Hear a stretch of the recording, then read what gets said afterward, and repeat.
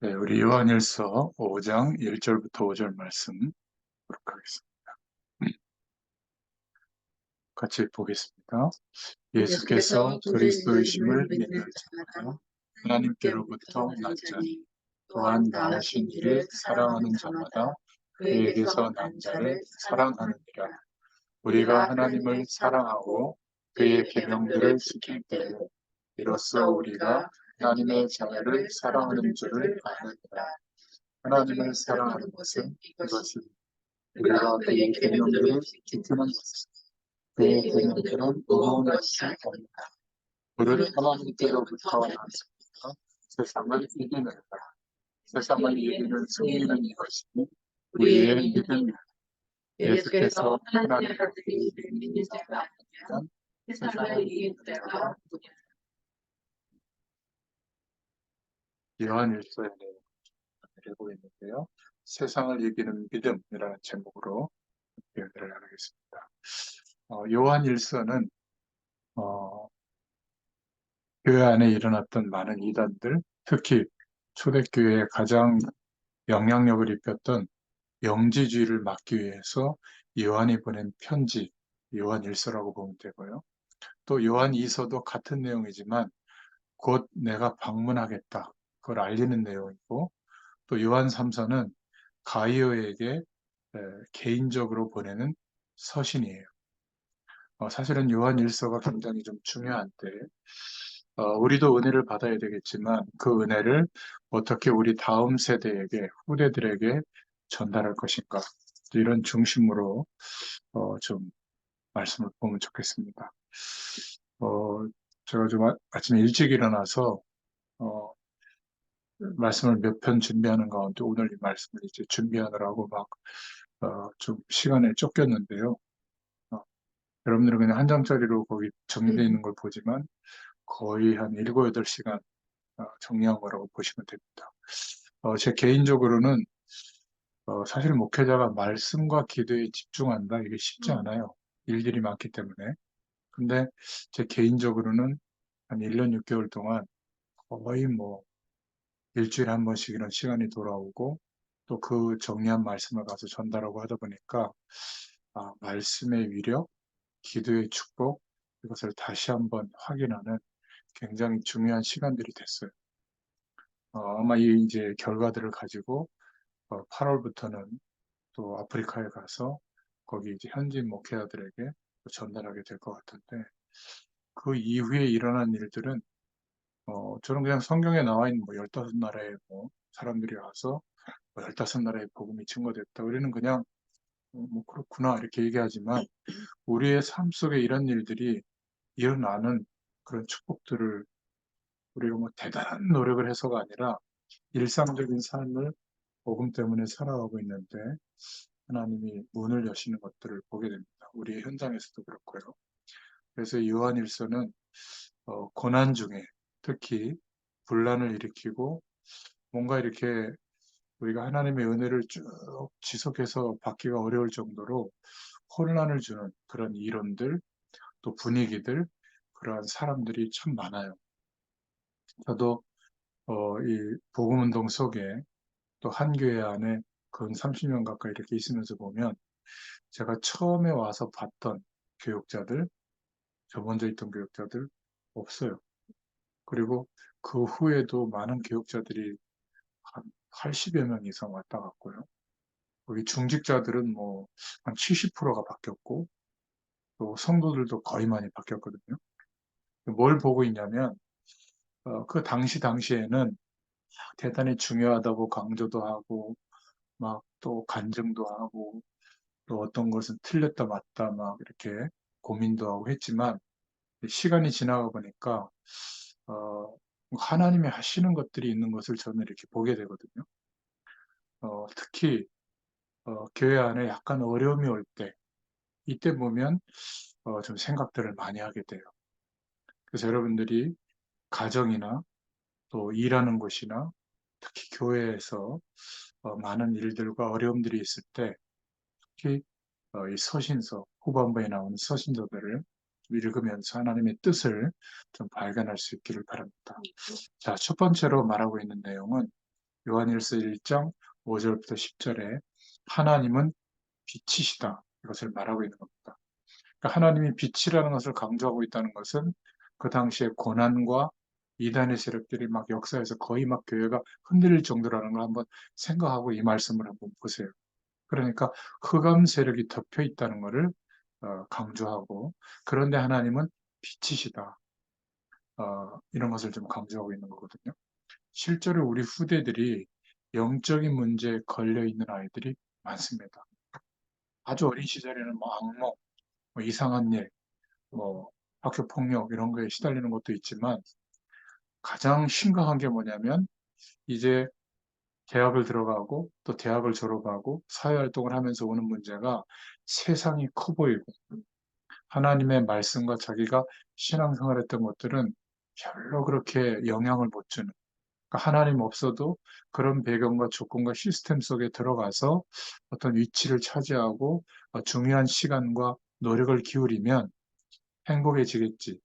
인생의 중요한 일들이 이루어지겠지. 이제 여기에 많은 것들을 허용하고요. 그리고 너무나 많은 시간을 뭐라 그럴까? 거기에 허비를 해요. 가장 중요한 시간이 청년의 때고, 제가 볼 때는 청소년기인데, 청소년기는 뭐 학업, 그것도 외우는 공부, 별로 도움도 안 되는데, 어떤 관문을 통과하기 위한 문제풀이 공부, 거기에 한 6년, 길게는 막 10년 이상을 쏟아붓다가, 이제 학교를 딱 들어가게 되면, 이제 하나님 없는 세상의 학문을 본격적으로 시작하거든요. 조금 눈띄 나이는 그것도 안 해요. 그 대강하고 자격증이나 사회 취업할 준비를 하거든요. 더 뛰어난 애들이 있어요. 공부는 별로 안 하는데 저 청담동 같은데 피트니스 클럽 같은 데 가서 막 예쁘게 하고 막 이러면서 인생 바꾸는 친구들도 있고요. 훨씬 제가 볼 때 머리 좋은 것 같아요. 근데 문제는 이게 흑암의 문화 속에 있다고 생각 안 하는 거예요. 더 매력적이고 더 똑똑하고 더 많은 조건을 획득하고, 그런데 문제는 이 아이의 마음속에 하나님이 약속하신 그 축복에 대해서는 별로 관심이 없는 겁니다. 물론 교회는 가겠죠. 뭐 예배도 드리겠죠. 근데 주로 몰두하고 있고 마음과 생각과 중심이 담겨 있는 게 뭔가를 이렇게 보면 아마 얼마 지나지 않아서 브레이크를 하나님이 걸어줄 겁니다. 사랑하는 자녀들에게. 이때 우리 부모된 자들의 태도가 중요하거든요. 그냥 감정, 잔소리가 아니라 하나님의 말씀에 입각해서 내게 확인된 내용을 말해줄 때가 오는 거예요. 이게 참 중요합니다. 그래서 너희들이 겁낼 필요는 없지만 주의해야 된다. 왜냐하면 흑암의 문화가 판을 치고 시스템이 짜여져 있기 때문에. 그래서 성경은 조심해라 이게 아니라 온 땅이 흑암 가운데 덮여 있다 이렇게 표현한 거예요. 돈이 많아도 흑암 가운데 있고요. 성공해도 흑암 가운데 있고, 세상과 시스템은 발전하는데 갈수록 삶은 어려워지게 되어 있어요. 그래서 하나님이 빛으로 오셨고 그리스도를 빛으로 보내셨다. 이게 사실은 예수 믿는 이유거든요. 그래서 정체성이 뭐냐면 너희들은 빛의 자녀다. 이거를 말하고 있는 겁니다. 그냥 이 땅에서 살다가 끝나는 그 정도의 인생이 아니다. 요한일서 2장 20절에서 27절을 놓치지 말아야 되는데, 그래서 성령 충만 받으면 하나님께서 모든 것을 알게 하는 지혜를 주신다. 이렇게 말하고 있어요. 그 부족한 것은 어떻게 하느냐? 요한일서 1장 9절에 내가 실수하면 깨닫게 하고 또 그 실수한 것을 자백하면 하나님은 용서하신다. 또 깨닫고 기도하면 하나님은 용서하신다. 이렇게 하다 보면 하나님이 너에게 주신 꿈과 비전이 성취되어 있을 것이다. 그 꿈도 사실은 나의 꿈이 아니라 알고 봤더니 하나님이 내 인생을 통해서 부르시고 택하신 하나님의 계획인데 성취되어져 있을 것이다. 이것을 보는 것을 보고 성령 충만이라고 해요. 우리는 자꾸 성령 충만을 어떤 에너지가 와가지고 막 뜨거워지고 막 폭발해가지고 막 이상한 막 예언을 하게 되고 막 미래도 알게 되고 막 다른 사람들보다 영적으로 막 엄청난 막 우위에 있는 막 이런 거를 자꾸 생각하는데, 가장 정상적으로 사는데 하나님께서 역사하시는 축복 가운데 하나님이 주신 그 언약하신 일들이 이루어지는 것을 보는 겁니다. 매일매일의 삶을 통해서. 그러니까 하나님이 부르신 시대시대에 쓰임받은 인물들이 다 그랬어요. 그래서 제일 중요한 것이 이 첫 번째 기도 제목의 핵심이 뭐냐면 나 나름대로 성령 충만을 누리고 있는 것. 그것을 우리 후대들에게 설명해 줄 수 있다면 정말 이거는 중요한 것을 전달하고 있는 겁니다. 정말 하나님이 택한 한 시대에 쓰임받았던 인물들은 전부 다 하나님이 주신 꿈이 있었어요.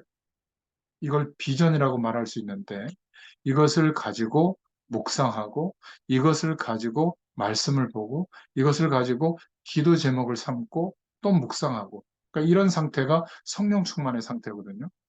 이러한 내용들을 우리가 전달해 주지 않는다는 것은 많은 실수를 하는 겁니다.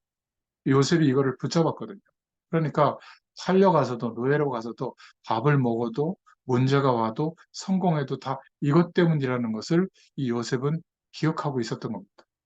심지어 세상에서 믿음이 없는 사람도 꿈과 비전을 가지고 노력하는 사람은 성공이 오잖아요. 근데 우리가 이 기도의 축복을 계속 누리다 보면 발전합니다. 만약에 여러분도 그렇고 우리 후대들도 그렇고 틀린 비전을 잡고 있으면 어떻게 하냐?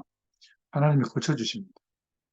틀리게 잡고 있어도 비전을 잡고 있어야 고쳐주시지 안 잡고 있는 데는 고쳐줄 수가 없는 거예요. 그러니까 나는 건물주가 되겠다. 참 이런 그 아이들의 얘기를 들어보면 그거는 그냥 뭐라 그럴까요? 그 강아지가 밥 더 먹겠다. 이거하고 비슷한 얘기거든요. 건물주가 된다는 것은 내가 일하지 않고 경제적 애들 말로 경제적 자유가 와서 먹고 놀아도 되는 시스템을 만들겠다는 거거든요.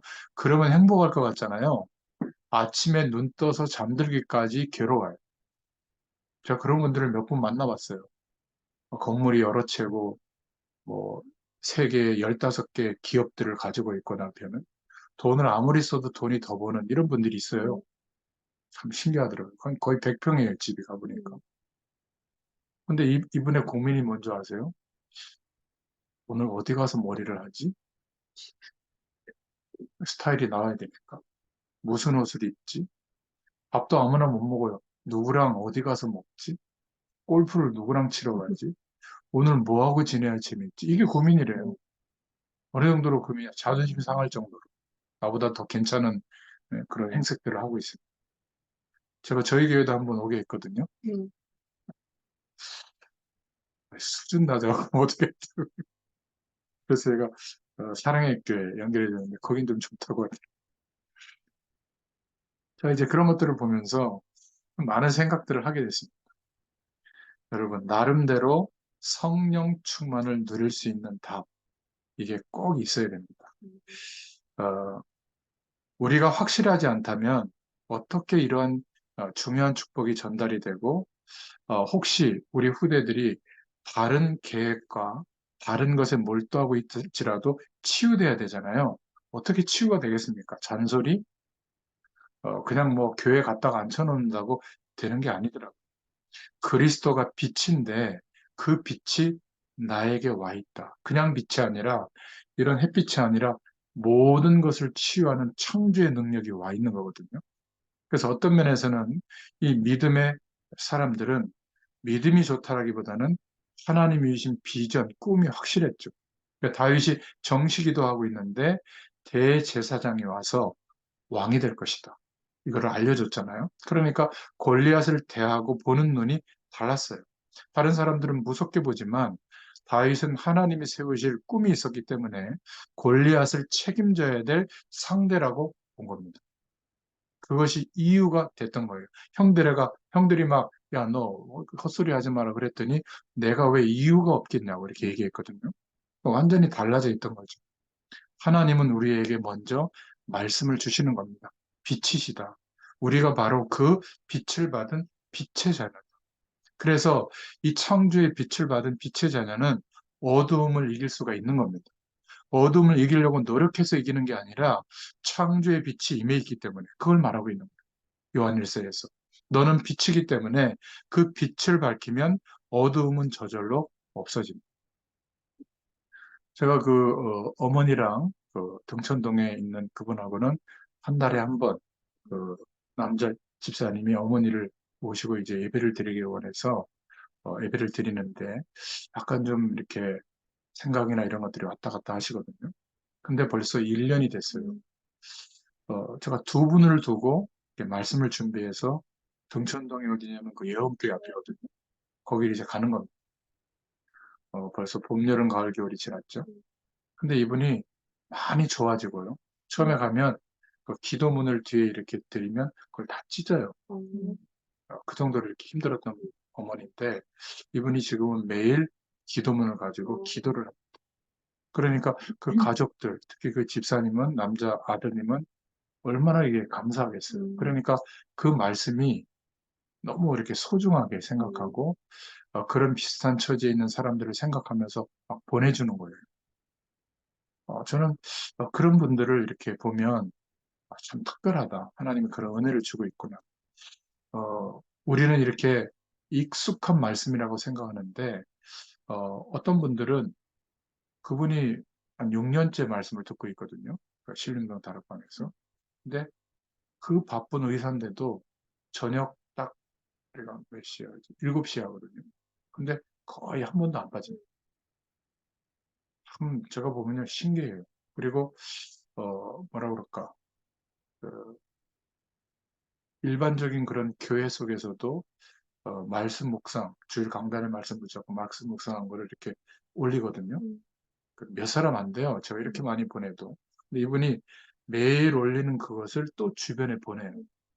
신기한 것은 그 내용을 보고 가장 많이 은혜 받는 분이 부인 집사님입니다. 부인 집사님이 그걸 또 보내요. 그러니까 문이 많이 열려요. 매일 묵상을 하는데 그것도 주일 강단의 말씀을 가지고 참 이런 분들은 뭐 대단한 훈련을 받는 것도 아닌데 하나님이 이렇게 처음부터 그랬던 건 아니에요.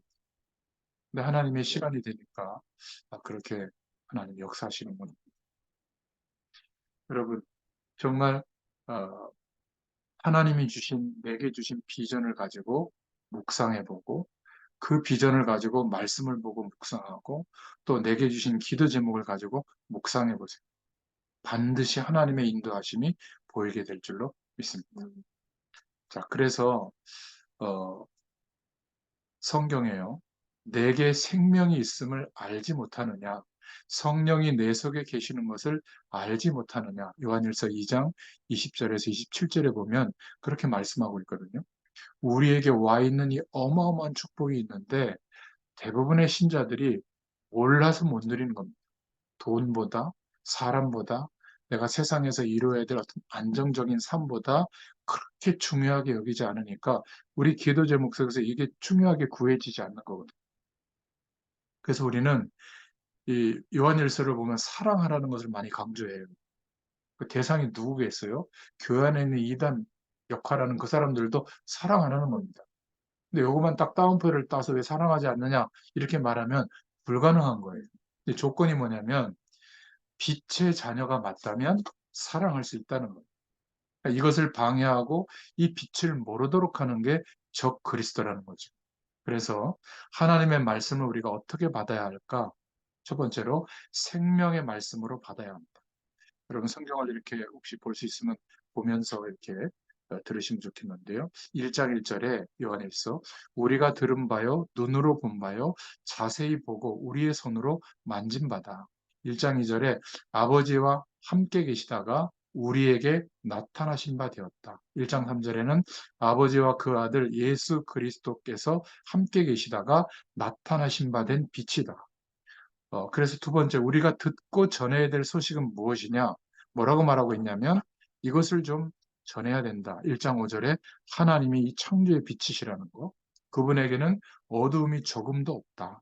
1장 7절에는 우리가 빛 가운데 거하면 서로 사귐이 있고 모든 죄에서 깨끗하게 하실 것이다. 1장 9절부터 10절에는 우리 죄를 자백하면 깨끗하게 하실 것이다. 그래서 회개에 대한 것은 죄책감을 가지라는 게 아니라 어쩔 수 없이 죄는 영적인 거라 우리의 결심으로 못 이기거든요. 죄를 범할 수 있습니다. 그러나 대속의 은혜가 있기 때문에 고백하면 깨끗하게 하실 것이다. 그러니까 고백하고 또 지을 수가 있거든요. 그래도 된다가 아니라 우리는 내 힘으로 할 수 없는 그 부분을 성령의 도우심을 구해야 돼요. 이것은 우리가 해야 되는 겁니다. 구할 때 이길 수 있는, 거절할 수 있는, 단절할 수 있는 힘을 주시는 겁니다. 그런데 많은 사람들이 구원을 강조하면서 예수 그리스도로 말미암아 끝났다라고 얘기하면서 허용하는 게 문제예요. 자꾸 허용합니다. 타협하고. 그리고 나는 약간의 죄를 짓는 거는 괜찮고 대부분의 도덕적으로 윤리적으로 죄를 생각하기 때문에 그런 죄를 심각하게 지는 사람은 막 정죄하거든요. 그런데 나는 괜찮은 게 아니에요. 나도 오늘의 삶을 통해서 예를 들면 내 부모를 공경해라. 공경합니까? 지옥 가요. 그거 어기면. 내 이웃을 내 몸과 같이 사랑해라. 그렇게 합니까? 지옥 갑니다. 사실은 윤리적으로 도덕적으로만 죄를 우리가 인식해서 그렇지 죄는 영적인 거거든요. 하나님을 인정하지 않고 다른 기준에 몰두하는 게 가장 큰 죄예요. 하나님의 자녀에게는.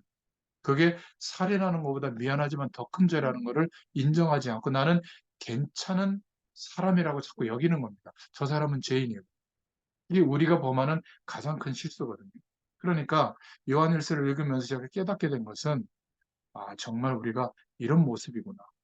우리에게 빛이 임했기 때문에 우리가 존귀한 사람이 된 것이지 내 행위와 삶의 태도가 하나님께 인정받아서 하나님의 축복을 누리는 것이 아니구나. 다시 한번 깨닫게 되죠. 그래서 이 빛의 자녀는 빛이 임해 있기 때문에 죄와 어두움을 이길 수 있다. 왜죠? 2장 1절부터 2절에 그리스도께서 우리 죄를 십자가에서 해결하셨기 때문에 2장 3절에 그래서 그 은혜에 감사하여 계명을 지킬 수 있다. 지키면 된다. 2장 5절에는 그래서 말씀을 지키는 자는 온전하게 된다. 그런 우리에게 하나님은 새 계명을 주셨는데 2장 8절에 어두움이 지나고 참 빛이 비쳤다. 2장 9절부터 10절에는 그래서 형제를 사랑하는 자는 이 빛 가운데 거하는 것이다. 형제를 미워하는 자는 여전히 어두움 속에 있는 것이다. 2장 12절에 그래서 하나님의 자녀들은 주의 이름으로 죄 사함을 받았음을 알아야 한다. 또 아비들은 2장 13절에 태초부터 계신 일을 알아야 하고 청년들은 악한 자를 이겼음을 알아야 한다. 세상 배경만 쫓지 말고 아이들은 2장 14절에 아버지를 알아야 된다. 하나님께서 우리와 함께 하시는 것을 알아야 한다는 것이죠. 2장 15절 17절에는 세상에 있는 것을 사랑하지 말아야 한다. 하나님의 뜻을 행하는 이는 영원히 거하게 된다. 그러면서 자꾸 영적인 것만 중요하고 육신적인 것은 필요 없다. 또 하나님으로부터 직접 내가 계시를 받았다. 이러면서 말씀보다 자기에게 더 영적인 지혜가 있다는 것을 강조하는 그러한 영지주의, 적 그리스도를 조심해야 된다. 2장 18절부터 29절에 말하고 있습니다. 자, 그러면 두 번째로 요한일서가 말하고 있는 것은 하나님의 자녀는 바로 하나님께 속한 사람들이다. 요한일서 3장 1절부터 10절에 말하고 있죠. 그래서 하나님의 사람은 하나님께 속해 있기 때문에 하나님께 속한 사람은 하나님이 말씀하시는 이 사랑을 할 수 있다는 거예요. 흑암 세력, 흑암은 여러 가지로 설명할 수 있는데 이 흑암 세력의 근원은 마귀예요. 그래서 어두움의 자식, 어두움의 세력, 우리가 흑암 속에 있으면 그렇게 되는 거죠. 그래서 이 흑암의 통로, 마귀의 통로가 있는데 미움, 상처, 갈등 속에 있을 때 여러분 하나님의 말씀을 가지고 하나님을 모르도록 하는 적 그리스도가 지금 공격하고 있잖아요. 아예 어떤 단체는 교회를 적으로 규정하고 거기에 쉽게 말하면 목회자들과 교권에 물들어 있는 사람들을 구출하기 위해서 신앙 행위를 해요. 추수꾼이라고 해가지고.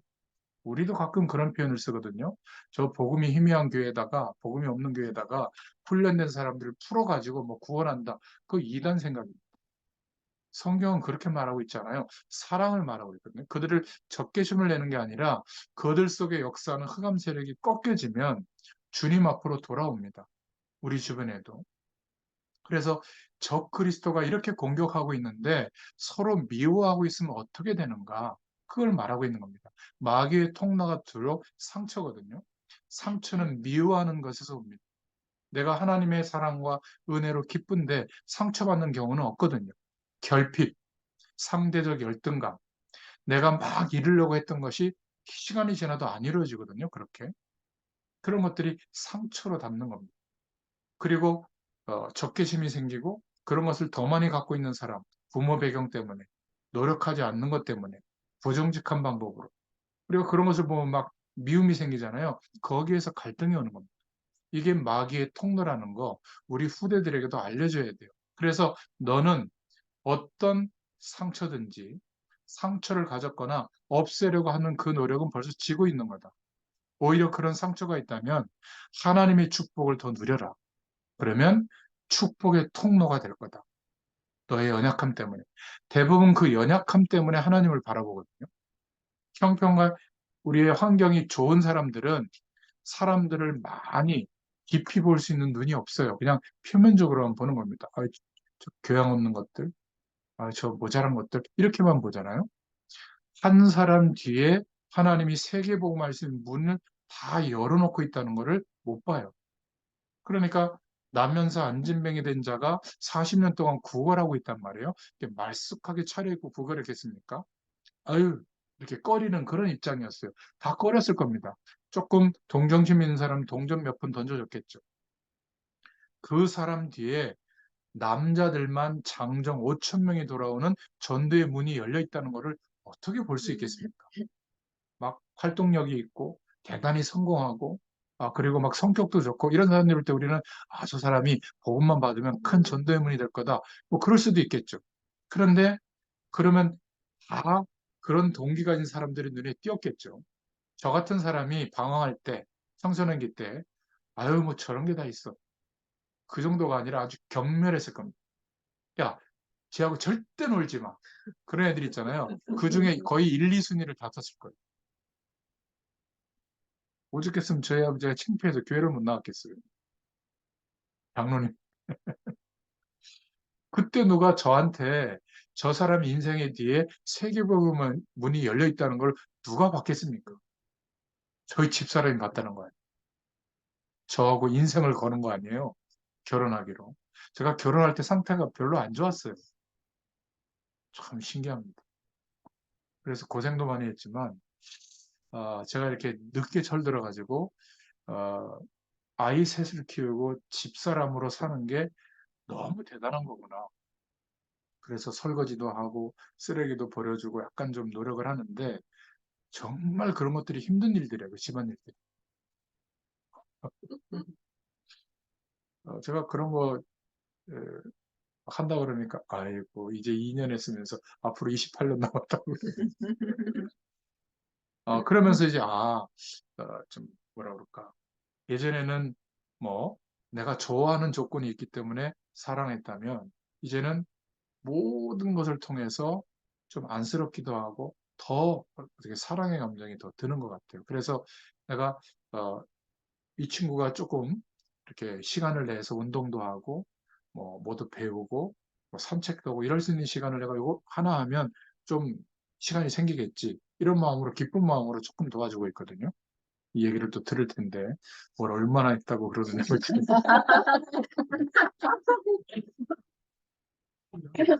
하나님의 은혜와 사랑을 힘입으면 이런 작은 것들이 변화가 되고 되어지는 것 같아요. 그래서 계명을 다 지킬 수 있는 방법이 있다.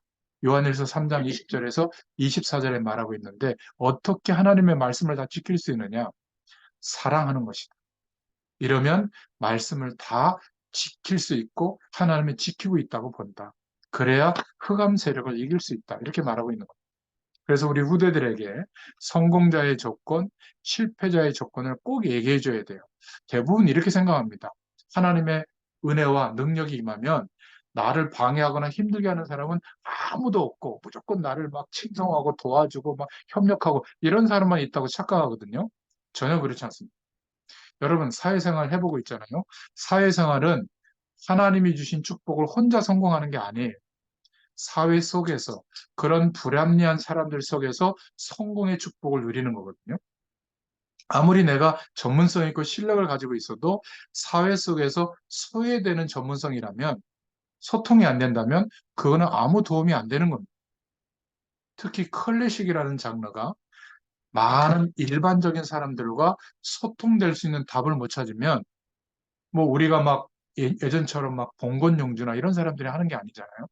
그리고 막 그런 사람들이 막 그런 아주 뭐라 그럴까 수준 있는 음악을 듣는 그런 분들 별로 없어요.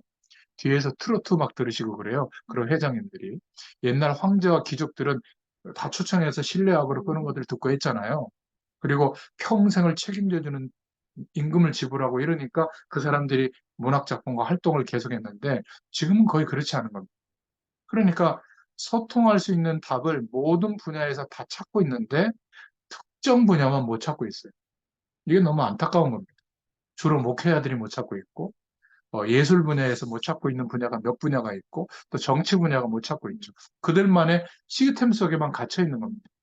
그러니까 몇 명의 기득권을 가진 사람만 죽을 때까지 그걸 누리고 있고 나머지 100명 중에 99명은 다 굶어 죽고 있는 거예요.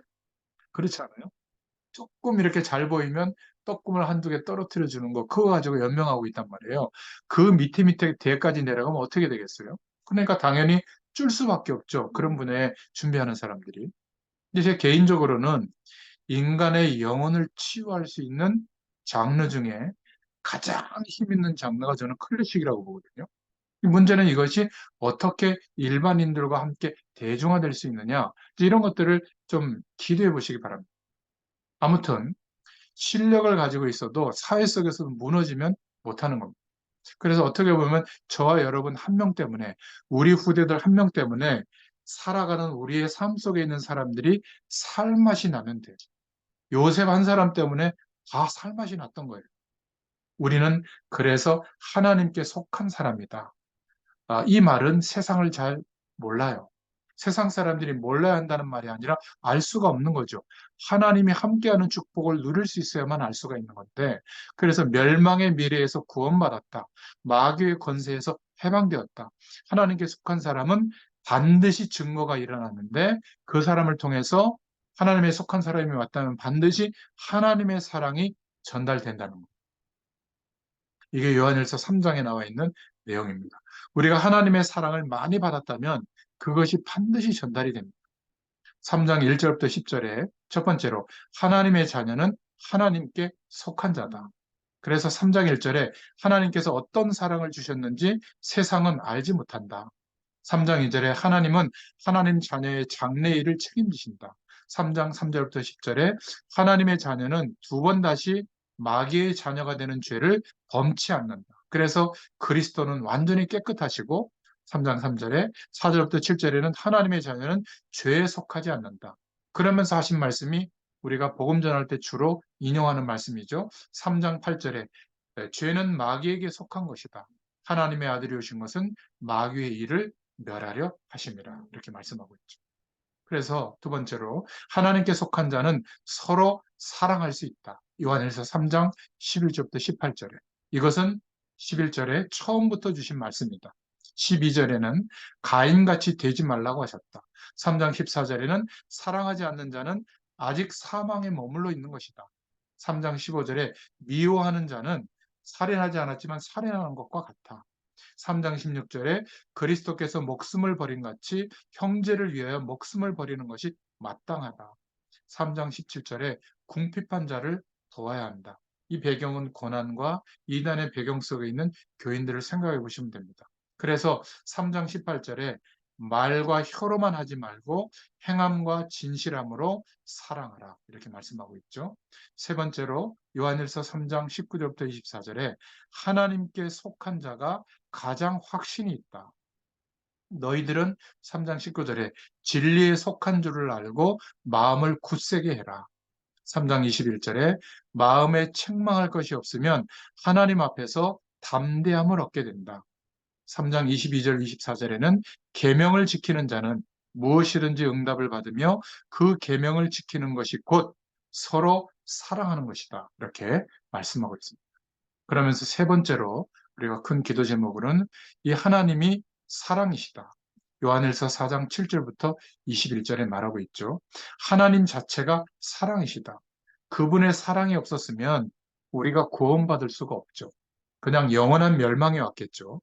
그 사랑 때문에 조건 없이 우리를 구원해 주셨고, 그래서 요한일서 4장 16절에 하나님이 우리를 사랑하시는 사랑을 우리가 알고 믿었노니 하나님은 사랑이시라. 사랑 안에 거하는 자는 하나님 안에 거하고 하나님도 그의 안에 거하시느니라. 하나님의 사랑을 받은 자는 이 사랑을 할 수 있다는 거예요. 하나님의 사랑을 못 받으면 절대로 누군가를 사랑할 수가 없어요. 조건적인 사랑은 하겠죠. 그러나 아가페적인 사랑은 힘든 겁니다. 이 사랑 안에 거하는 자라야 하나님 안에 거할 수 있다. 그런데 놀랍게도 하나님이 우리 안에 거하신다면 끝난 게 아니냐. 그래서 우리는 세 가지를 우리도 누려야 되고 우리 후대들에게 꼭 전달해 줘야 됩니다. 어떻게 우리가 어려움과 고난을 이길 수가 있는가? 답은 뭐라고요? 하나님의 사랑을 너무 받고 있다면 고난과 어려움 문제되지 않는다. 오히려 사랑할 수 있다. 이거를 설명해 줄 수 있기를 바랍니다. 요셉이 하나님의 사랑을 너무 받고 있으니까 노예도 감옥도 견디는 정도가 아니라 거기에서도 인기를 얻을 수 있는 사람이 된 거예요. 다윗도 그랬고요. 자기를 죽이려고 하는 사울을 용서하는 게 쉽지 않은데 그게 됐던 겁니다. 초대교회 제자들도 하나님의 사랑을 많이 받고 힘이 있으니까 원수들을 사랑하라고 하는 메시지, 이것을 붙잡고 실천했던 겁니다. 우리는 21세기에 살고 있잖아요. 이 시대의 남은 자로, 반드시 하나님의 언약이 이루어질 자로 렘넌트로 부름받았다면 이것이 정말 우리의 정체성이라면 어떤 미래도 이길 수 있습니다. 어떤 문제가 와도 괜찮을 수 있어요. 이것이 우리의 사상과 기준이 되어야 될 줄로 믿습니다. 그렇다면 우리 후대들에게도 이런 정체성이 온다면 그런 면에서 불가능은 없는 겁니다.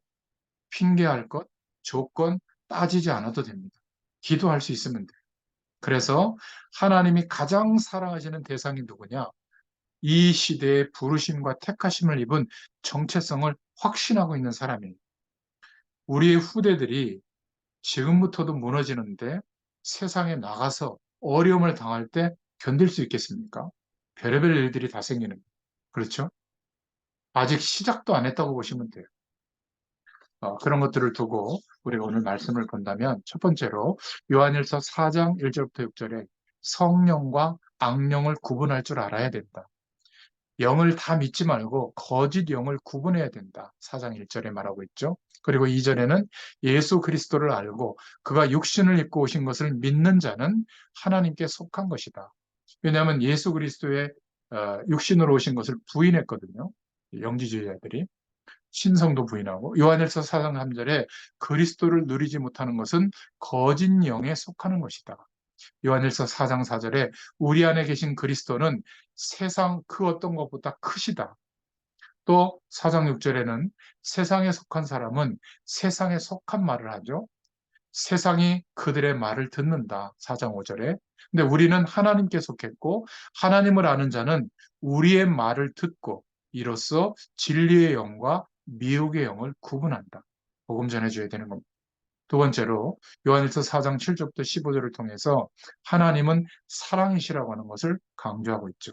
4장 7절에 사랑하는 자는 하나님께 속한 자다.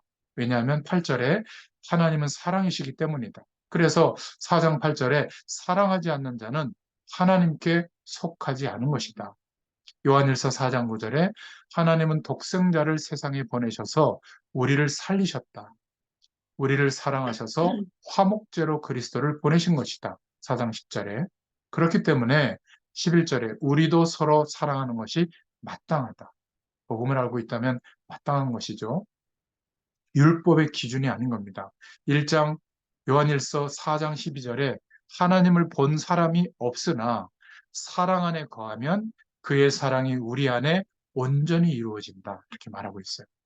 저는 이 말씀을 읽고 준비하면서 참 너무 중요한 말씀들인데 왜 이런 것들은 그렇게 마음에 부딪혀 오지 않고 노트에 적어 놓지 않을까. 그냥 실천해야 될 일들이라고 자꾸 생각하기 때문에 그래요. 이러한 사랑이 없으면 하나님께 속한 것이 아니래요. 그러니까 궁핍한 겁니다.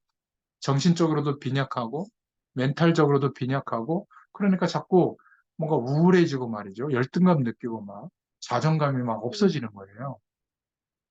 참 기도 제목들이 많이 발견될 줄로 믿습니다. 그리스도께서 우리가 살 수 있도록 승리해 주신 것이죠. 그래서 참 이런 축복들을 생각해 볼 때마다 너무 귀한 은혜가 우리에게 회복된 줄로 믿습니다. 어, 누구든지 예수를 어, 하나님의 아들이라 시인하면 하나님이 저 안에 거하시고 저도 하나님 안에 거하느니라. 요한일서 4장 16절부터 21절에 말하고 있죠. 하나님의 사랑을 믿었기 때문에 사랑 안에 거하는 자는 하나님도 그 안에 거하신다. 4장 16절에 사랑이 온전히 이루어진 것은 심판날에 담대함을 가지게 하려 하십니다. 4장 17절에 말하고 있죠. 그리고 온전한 사랑에는 두려움이 없고 두려움에는 형벌이 따른다. 4장 18절에. 우리가 평상시에 두려움을 느끼고 있는 그 부분을 사단이 속이고 공격한다는 겁니다. 4장 19절에는 우리가 사랑하는 것은 그가 먼저 우리를 사랑하셨기 때문이다. 마땅하다. 4장 20절, 21절에 하나님을 사랑한다고 고백하고 형제를 미워하는 것은 거짓말하는 것이다. 이렇게 말하고 있습니다. 자, 마지막 네 번째로 요한일서 5장 1절부터 5절에 무릇 하나님께로부터 난 자마다 세상을 이기느니라. 세상을 이기는 승리는 이것이니 우리의 믿음이니라. 5장 4절에 말씀하고 있거든요. 세상을 이기는 믿음이 어디에 있다고요? 그리스도 안에 있다. 하나님은 왜 이렇게 세상을 불쌍하게 여기고 말씀하고 있죠? 흑암 세력 가운데 있기 때문에. 마귀에게 속해 있기 때문에. 근데 이렇게 보이지 않고 광명한 세상으로 보는 거예요. 부러운 세상으로 보는 거예요. 막 절벽을 쌓고 세상하고 거절하고 퀘이커 교도처럼 막 이상하게 살라는 말이 아니라 세상에 대단한 것들이 그렇게 대단하게 보이느냐? 그것은 왜냐하면 하나님의 이 영원한 축복을 경험하지 못했다면 당연히 그럴 수밖에 없죠. 얼마나 지구 전체의 사람들이 힘을 합쳐서 시스템과 세상 문명을 발전시켜 왔겠어요. 아니, 인공위성을 띄웠는데 지구처럼 받침대도 없는데 지구 주위를 동일한 속도로 계속 도르면서 정보를 전달한단 말이에요. 이제 거기에서 전파를 써가지고 전선도 없는데 이제는 이런 모든 정보들을 주고받을 수 있도록 기지국 같은 것도 필요 없는 시대. 스타링크에서 그걸 하잖아요. 참 하여튼 괴물들이 많아요. 물론 또 다 사용됐겠죠. 저렴하게. 그러니까 이제는 개인이 전 세계를 향해서 영향을 줄 수 있는, 여러분 세계복음화 그러면 사실은 막연하잖아요.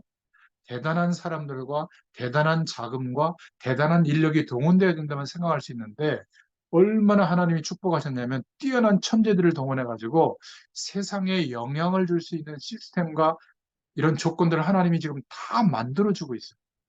한 달에 한 3만 원씩만 우리가 내면, 매달 내면 그런 것들을 사용할 수 있는 시대가 왔어요. 저는 얼마나 기쁜지 모릅니다. 여러분 그런 것들을 이렇게 좀 기사나 이런 걸 한번 보면 막 가슴이 뛰거든요. 여러분 뭐 마이크로소프트에서 그 하는 인공지능 프로그램이나 뭐 샘 알트만이라는 사람이 AI를 가지고 만든 그런 프로그램 이런 것들을 좀 보면요. 저는 전도와 선교를 생각할 때 무한한 가능성이 막 보이거든요. 그래서 조금 시간이 걸리더라도 데이터와 자료로 이 컴퓨터 안에서 이 인터넷 가상 공간 안에 쓸 수 있는 자료화하고 있는 겁니다. 그냥 말하는 것과 이 말하는 내용이 음성 데이터로 남겨져 있는 것은 다르거든요. 우리가 살아가는 삶의 기록들이 많은 사람과 미디어 기기를 통해서 소통할 수 있는 자료화하는 것, 이게 바로 능력이에요. 여러분들의 삶과 여러분들의 노력이 뭔가 이렇게 데이터로 남겨질 수 있다면 여러분 그걸 두고 한번 기도해 보세요. 매일매일. 이게 굉장히 중요한 쉽게 말하면 기득권을 형성하게 되는 겁니다. 어차피 하루를 살잖아요. 어차피 기기를 쓰잖아요. 그죠? 어차피 정보를 활용하고 있거든요. 근데 왜 나를 통해서 만들어지는 정보는 없을까요? 뭔가 놓치고 있다고 생각하지 않습니까? 학교 가는 공부만 중요하게 생각하지 말고 우리 후대들이 살아가는 모든 삶의 노력이 데이터로 정보로 남겨질 수 있다면 그런 내용들이 세계복음화에 크게 쓰임받습니다. 이런 부분들이 저는 요한일서를 읽으면서 깨달아지더라고요. 왜? 흑암가 있는 세상을 살리시려고 우리를 부르셨기 때문에. 그래서 그리스도께서 이런 흑암 세력을 꺾었지만 이 존재는 아직도 존재하고 있다. 권세는 꺾였지만 이미 뱀의 머리가 깨졌는데 이 뱀이 발악하지만 두려워할 게 아니다. 죽는 발악이다. 마귀의 권세를 예수님이 꺾어버렸다. 그러나 지옥에 완전히 갇힐 때까지는 발악하고 있는 것이죠. 그래서 요한일서 5장 14절에 중요한 말씀이 있죠. 하나님의 뜻대로 무엇이든지 구하면 응답받는다. 그래서 우리 후대들이 여러분도 마찬가지로 지금부터 하나만 제대로 하면 됩니다. 하나님의 뜻이 뭡니까? 하나님의 계획이 뭘까? 이것만 고민하면 돼요. 이 고민은 할수록 이익이에요. 저 여기 올 때마다 고민하거든요. 여러분이 하나님의 뜻이 뭘까? 망설이고 있다면, 그래서 뭔가를 시작하지 못하고 있다면, 그거는 굉장히 축복의 시간입니다. 어떤 사람이 이렇게 물어요. 목사님, 저는 제게 주신 비전이 뭔지 잘 모르겠습니다. 그런 말을 하는 후대들은 축복받을 아이들입니다.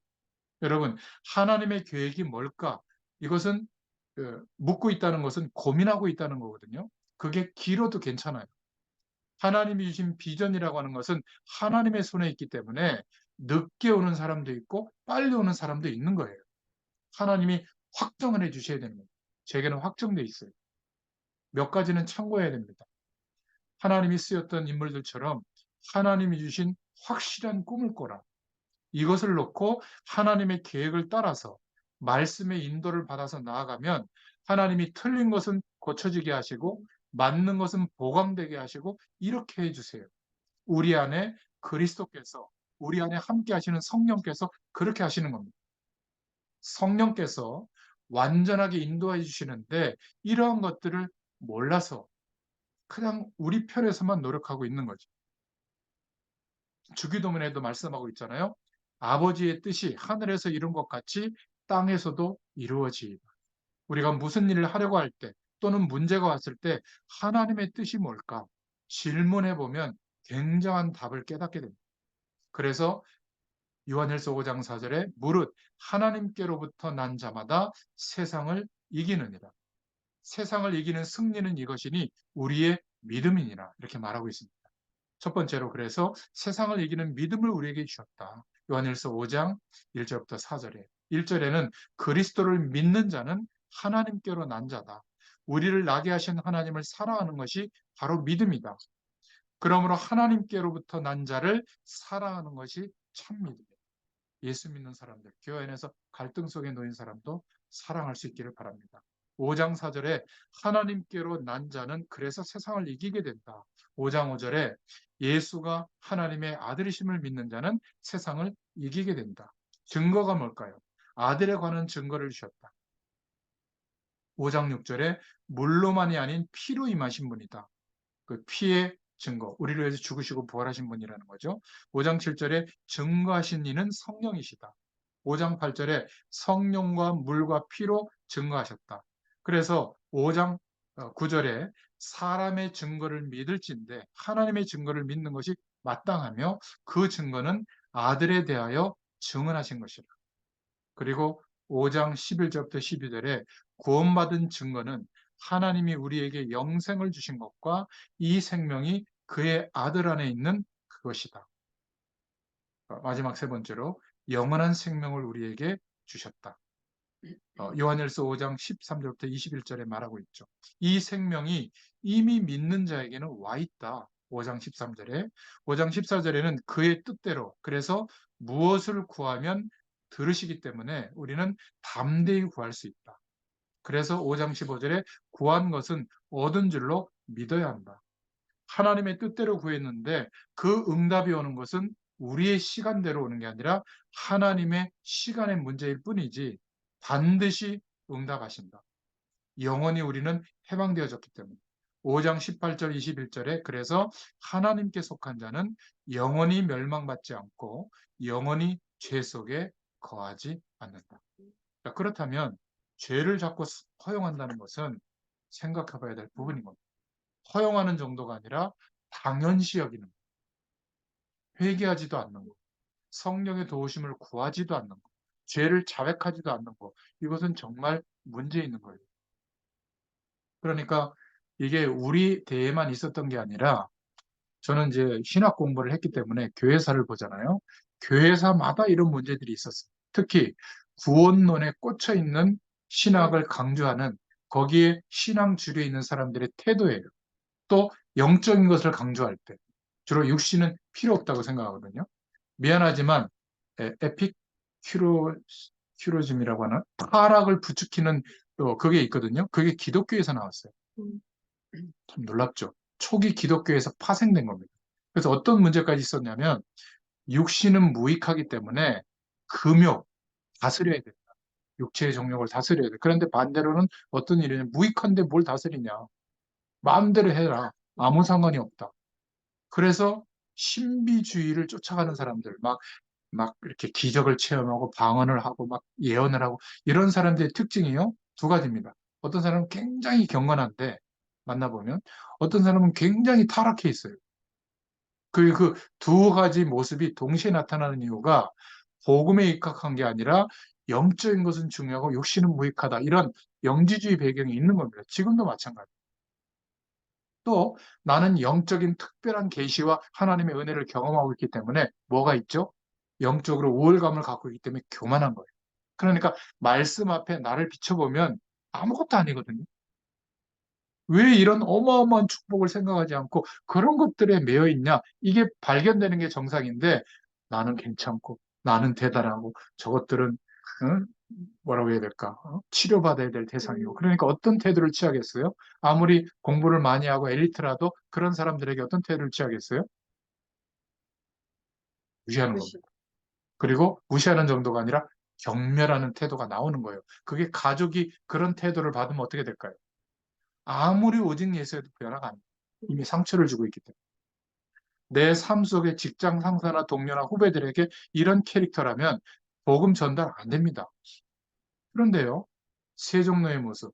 당신은 나보다 월등이나 안 돼. 미안하지만 나는 하나님의 은혜를 줘서 정말 이 축복을 경험하고 있는데 미안하지만 너한테는 이 축복이 더 필요한 것 같은데 어떻게 하면 이걸 알려줄 수 있을까? 이런 중심으로 권유하고 해보세요. 전달됩니다. 저는 많이 보잖아요. 사람들을 현장에서. 전도 운동이 대단하게 막 훈련된 사람에게 일어나는 게 아니라 바로 이렇게 내 삶 속에 그리스도의 축복이 정말 체험되고 누려지는 사람들에게는 하나님이 영향력이 나타나게 별 말도 안 하거든요. 그 사람 주변에는 항상 복음의 문들이 열려요. 그리고 항상 저한테 연결을 해요. 누구 만나주세요. 그 대표적인 분 중에 한 분이 우리 집사님이에요. 그러니까 처음부터 지금까지. 그렇게 연결돼서 또 이 친구도 연결돼가지고 이 친구를 통해서 연결돼가지고 지금 목요일 날 저 텍사스에서 새벽 6시에 일어나서 말씀 들으러 들어와요. 청년다락방에. 남편도 들어오고 쌤도 들어오고. 어떻게 그런 일이 있을 수 있을까? 저는 이거를 계속 그것도 한 1년, 2년이 아니라 이제는 몇십 년이라고 얘기 되겠죠. 보고 있잖아요. 아마 같이 늙어갈 겁니다. 이것으로 끝이냐? 저는 그렇게 보지 않아요. 저와 여러분들을 통해서 언약하신 일들을 하나님이 저는 반드시 이루실 것을 믿고 있습니다. 이제 성경이 4권 남았습니다. 그게 중요한 게 아니라 창세기부터 요한계시록까지 우리가 말씀을 통해서 주시는 은혜가 너무 큽니다. 우리 안에 저장해 놓지 마시고 이 축복을 어떻게 전달할 수 있을까 고민해 보면 길을 열어주실 줄로 믿습니다. 기도하겠습니다. 하나님 참 감사합니다. 우리에게 주신 믿음은 어떤 세상의 조건 속에 있을지라도 고난과 또 우리를 거짓 영으로 혼란을 주는 그러한 세력들 앞에 세상을 이길 수 있는 믿음으로 역사하시는 줄 믿습니다. 요한일서의 응답이 우리의 응답이 되도록 은혜를 베풀어 주시옵소서. 예수님의 이름으로 감사하며 기도드렸습니다. 아멘. 감사합니다.